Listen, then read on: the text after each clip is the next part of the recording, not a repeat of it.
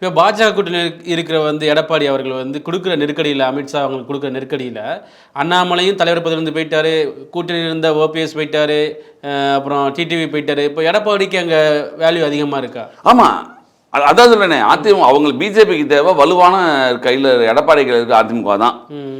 அமமுகன்றது அதுக்கு தினகரன் கட்சியை ஆரம்பிச்சதே தவிர, தினகரன் ஆரம்பித்த கட்சியில் உங்களுக்கு அதுக்கு வலுவாக கிடையாதுல்ல, ஒரு அதிமுகவுக்கு நிகர் கிடையாதுல்ல.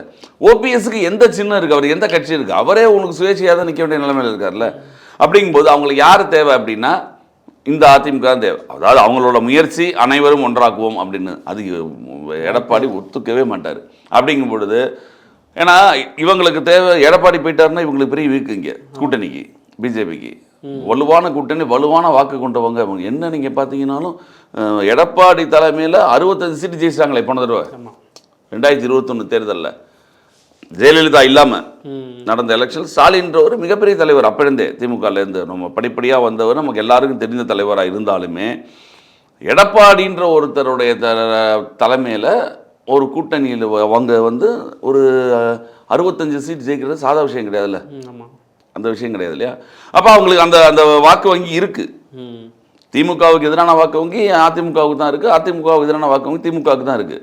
அது இன்னும் அடிக்கிறதுக்கான விஜய் கட்சி ஆரம்பிச்சிருக்காரு. இந்த தேர்தலில் இருந்ததுக்கு அப்புறம் தான் நமக்கு என்னன்னு அடுத்த நடவடிக்கை என்னவா சார் இப்போ டிடிவி இல்லை, அதோட முதல்ல முடிச்சார். டிடிவி முதல்லையே அதனால கொஞ்சம் கொஞ்சமாக ஒதுங்க ஆரம்பிச்சார். எத்தனையோ அப்பாயின்மெண்ட் கேட்டிருக்காரு போல இருக்கு பன்னீர்செல்வம். ஓபிஎஸ் இவர் மோடி அமித்ஷா பார்க்கறதுக்கு வரும்போதெல்லாம் ரொம்ப தெளிவாக தவிர்த்துட்டாங்க. ஏன்னா அவரை கூப்பிட்டா உங்களுக்கு எடப்பாடிக்கு சிக்கல் வரும்.